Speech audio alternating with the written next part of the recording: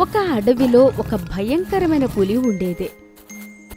ఆ పులి దాని అత్యాచారంతో అందరి జంతువులని ఇబ్బంది పెడుతూ ఉండేది.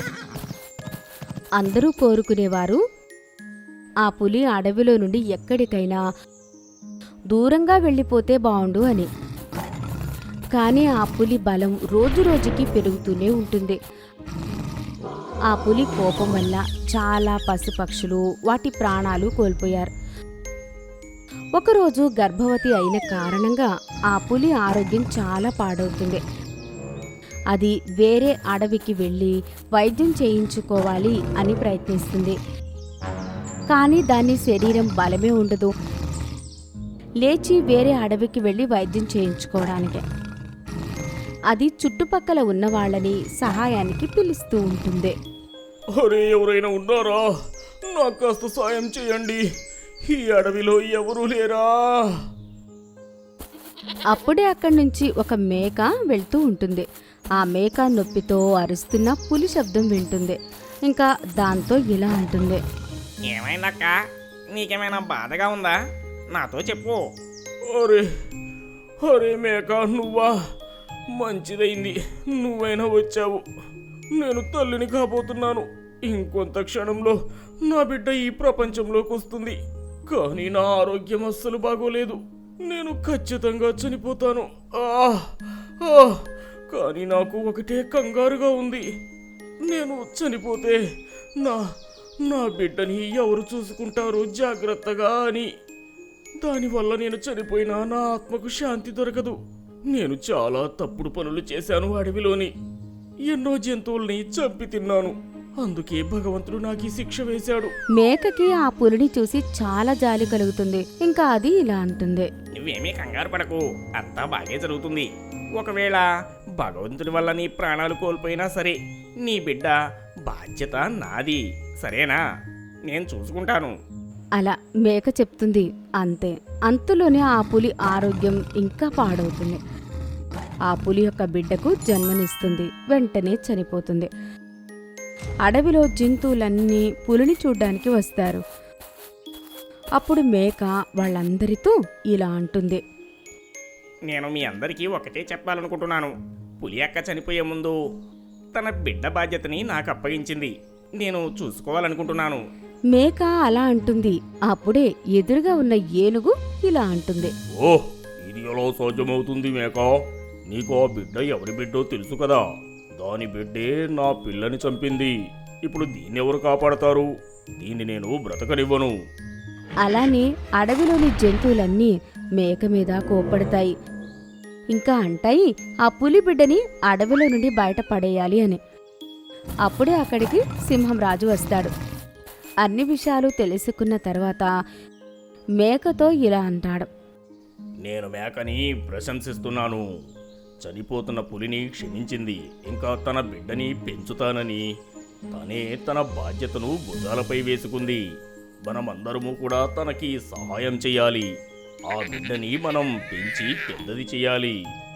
రాజసింహం మాటలు అందరికీ అర్థమవుతాయి. మేక రాజసింహానికి ధన్యవాదాలు చెప్తుంది. ఆ పులి బిడ్డని తీసుకొని తన ఇంటికి వెళ్ళిపోతుంది. ఇంకా దాన్ని చాలా జాగ్రత్తగా పెంచుతూ ఉంటుంది. రాజా దుష్యంత్ చాలా పెద్ద యోధుడు. అతనికి అతని రాజ్యంలో ఎప్పుడూ రేస్ జరిపించడం అంటే చాలా ఇష్టం. అతని దగ్గర చాలా రకాల జంతువులు ఉండేవి. ప్రతి ఒక్క జంతువుకి అతను రేస్ పెట్టించేవాడు. ఇంకా ఆ పోటీ చూడ్డానికి చాలా మంది అక్కడికి వచ్చేవారు. ఒకరోజు రాజా కూతురు వాళ్ళ నాన్నతో ఇలా అంటుంది. నాన్నగారు, మీరు మన దగ్గర ఉన్న అన్ని జంతువుల్ని పోటీ జరిపిస్తారు, ఇంకా రేస్ పెడతారు. కానీ ఎప్పుడు జంతువులతో మాత్రమే ఎందుకు? మనిషి జంతువు కన్నా తక్కువ శక్తిమంతుడా? రాజా అతని కూతురు మాటల గురించి ఆలోచిస్తూ ఉంటాడు. అతని రాజ్యంలో చాటింపు వేస్తాడు. అందరూ వినండి. ఎవరైతే రాజాకి ఇష్టమైన చేత గుర్రాలతోని రేస్లోకి వస్తారో, ఇంకా ఆ రేస్ని ఎవరైతే గెలుస్తారో, రాజావారు వారికి చాలా పెద్ద బహుమతిని బహుమానంగా ఇస్తారు. ఈ విషయం పింటూకి తెలుస్తుంది. పింటూ చాలా పేదవాడు. పేదరికం వల్ల అతని చదువు కూడా పూర్తవ్వలేకపోతుంది. అతని తల్లి అనారోగ్యంతో ఉంటుంది. ఇంకా అతనికి డబ్బులు చాలా అవసరం ఉంటాయి. పింటూ నిర్ణయించుకుంటాడు. ఎలా అయినా సరిగా గుర్రంతో రేస్ చెయ్యాలి, ఇంకా బహుమతిగా వచ్చిన ఆ డబ్బులతో వాళ్ళ అమ్మకి వైద్యం చేయించాలి అని. రాజా దగ్గరికి పింటూ వెళ్తాడు.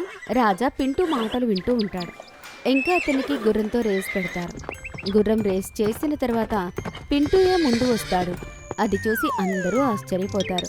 రాజా పింటూని అతని దగ్గరికి పిలుస్తారు. ఇంకా ఇలా అంటాడు. నువ్వు చాలా మంచి ఇంటి నుంచి వచ్చినట్టు అనిపిస్తున్నావు. బాగా గట్టి భోజనం తిని ఉంటావు. మీ అమ్మ నీకు రోజు బాదం పిస్తా బాగా తినిపించి ఉంటుంది. అందుకే నువ్వు ఇంత బలవంతుడు అయ్యావు. నా గుర్రాన్ని నువ్వు ఓడించావు. వాహ్! ఇప్పుడు వెళ్ళెక్కడి నుంచి, నీకు బహుమతి దొరకదు. ఇదంతా నీ బలం వల్లే జరిగింది, ఇంకేమీ లేదు. వెళ్ళు. అది విన్న వెంటనే రాజా కూతురికి చాలా బాధ కలుగుతుంది. కాస్త దూరం వెళ్ళిన వెంటనే రాజా మహల్ మధ్యలో పింటూ కింద పడిపోతాడు. అందరూ అతన్ని చూసుకుంటారు. రాజా కూతురు కూడా అతన్ని చూసుకుంటుంది. ఏమైంది ఏమైంది నీకు? అప్పుడే మహామంత్రి రాజా ముందుకు వస్తాడు. మహారాజా, నన్ను క్షమించండి, కానీ మీరు తప్పుడు నింద వేస్తున్నారు. పాపం ఆ అబ్బాయి వాళ్ళ అమ్మ చాలా అనారోగ్యంతో ఉంది. అతడు చాలా పేద ఇంటి అబ్బాయి. పేదరికం వల్ల అతని చదువు కూడా సాగలేదు. అతను వాళ్ళ అమ్మకి వైద్యం చేయించడానికి అతని దగ్గర ఏమీ లేదు. అందుకే అతను ఈ పోటీలోని పాల్గొన్నాడు. మహారాజా, మీరు అతన్ని అలా మోసం చేయకండి. మహారాజు అతను చేసిన తప్పును తెలుసుకుంటాడు. రాజా పింటూకి పూర్తిగా సహాయం చేస్తాడు. అతని తల్లికి వైద్యం చేయిస్తాడు. ఇంకా అతనికి ఇచ్చి తన కూతుర్ని పెళ్లి జరిపిస్తాడు. అతనికి ఈ విషయం కూడా అర్థమవుతుంది. అబ్బాయి వాళ్ళ అమ్మని ఎంతగా ప్రేమిస్తే గుర్రం కన్నా వేగంగా పరిగెడతాడు. అలాంటి అబ్బాయి తన కూతుర్ని బాగా చూసుకుంటాడని. కుందేలు తాబేలు సైకిల్ రేస్, ముసలి దాడి. ఒకరోజు కుందేలు ఇంకా దాని మిత్రుడు తాబేలు ఒక రేస్ పెట్టాలి అనుకుంటారు. కుందేలు తాబేలుతో ఇలా అంటుంది. మిత్రమా, మన ఇద్దరం సైకిల్ నడిపించడం నేర్చుకున్నాం కదా. ఈరోజు సైకిల్ పోటీ పెట్టుకుంటే ఎలా ఉంటుంది చెప్పు? పోటీలో ఎవరైతే గెలుస్తారో వాళ్ళే సాయంత్రం పార్టీ ఇవ్వాలి. ఏమంటావు? తాబేలు చాలా అమాయకురాలు.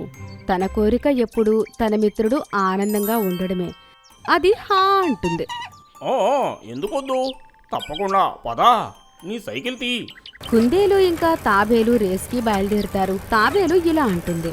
నేను అనుకుంటున్నాను ఎదురుగా ఉన్న పర్వతం దారిలో వెళ్దాము. ఏమంటావు? కానీ ఇప్పుడు కుందేలు ఇలా అంటుంది. అరే కాదు కాదు, దానివల్ల ఏ మజా వస్తుంది? ఈ నదిని దాటాలి, అప్పుడే బాగుంటుంది. అరే, నేనైతే నది దాటుతాను. నేను ఒక తాబేలుని, కానీ నువ్వు కుందేలువి. నువ్వు మర్చిపోతున్నావా? కుందేలుకు ఈ విషయం చాలా కోపంగా అనిపిస్తుంది. నువ్వు నన్ను మూర్ఖుడు అనుకుంటున్నావా? నా దగ్గర చాలా ఉపాయాలు ఉన్నాయి నది దాటడానికి. నువ్వు పోటీలో పాల్గొనకు. నన్ను తక్కువ అంచనా వేస్తున్నావు. అందుకే నువ్వు ఇలా అంటున్నావు కదా. కుందేలుకి కోపం వస్తుంది. తాబేలు దానికి అర్థం అయ్యేలా చెప్తుంది. అరే సరే సరే, పోటీ మొదలు పెడదాం పదా. కానీ మనసులో తాబేలు చాలా కంగారు పడుతూ ఉంటుంది. దానికి అర్థం కావడం లేదు కుందేలు నది ఎలా దాటుతుంది అని. ఇలా చేస్తే తన ప్రాణాలు ప్రమాదంలో కూడా పడే అవకాశం ఉంటుంది. ఇంకా అలానే జరిగింది. కుందేలు ఒక ప్లాన్ వేస్తుంది. నాకు తెలుసు, నేను మామూలుగా నదినైతే దాటలేను. నేను తెలివైన వాడిని. అందుకే ఈ సైకిల్ మీద కూర్చొని ఈ నదిని దాటేస్తాను. ఇంకా నా మిత్రుడు ముసలి నాకు ఖచ్చితంగా సాయం చేస్తాడు. కుందేలుకు అనిపిస్తుంది దాని మిత్రుడు ముసలి నదిలో ఉంటుంది. ముసలి కుందేలుని జాగ్రత్తగా చూసుకుంటుందని. కానీ అలా అస్సలు జరగలేదు. అది ముసలిని సహాయం అడగగానే ముసలి సరే అంటుంది. కానీ చాలా రోజులుగా ముసలికి తినడానికి ఏమీ దొరకలేదు. అది అనుకుంటుంది. వాహ్, అది స్వయంగా ఇటు వస్తుంది నాకు భోజనంగా మారడానికి. ఇవాళ నేను వదిలిపెట్టను. కుందేలు దాని సైకిల్తో ముసలి సహాయంతో నది దాటుతూ ఉంటుంది. వాళ్లతో పాటు తాబేలు కూడా నదిలోకి దిగుతుంది. కానీ తాబేలుకు తెలుసు చాలా త్వరగా ఆ ముసలి తన మిత్రుణ్ణి తింటుంది అని. అందుకే ముసలి దాడి చేయడానికి నోరు తెరిచిన వెంటనే వెనుక నుండి తాబేలు ఒక కర్ర తీసుకుని దాన్ని తలపైన కొడుతూ ఉంటుంది. ఇంకా దాని మిత్రుని కాపాడుకుని ఒడ్డు దాకా తీసుకుని వస్తుంది. ఇప్పుడు కుందేలుకు అర్థమవుతుంది దాని జిత్తుల కారణంగా దాని మిత్రునే అది అవమానించింది అని. అది చాలా తప్పు చేసింది, ఇంకా తప్పు నిర్ణయం తీసుకుంది అని దానికి అర్థమవుతుంది. క్షమించు మిత్రమా, కోపంలో నేను చాలా తప్పుడు నిర్ణయం తీసుకున్నాను. నువ్వు లేకపోతే ఇవాళ నేను ప్రాణాలతో ఉండేవాడిని కాదు.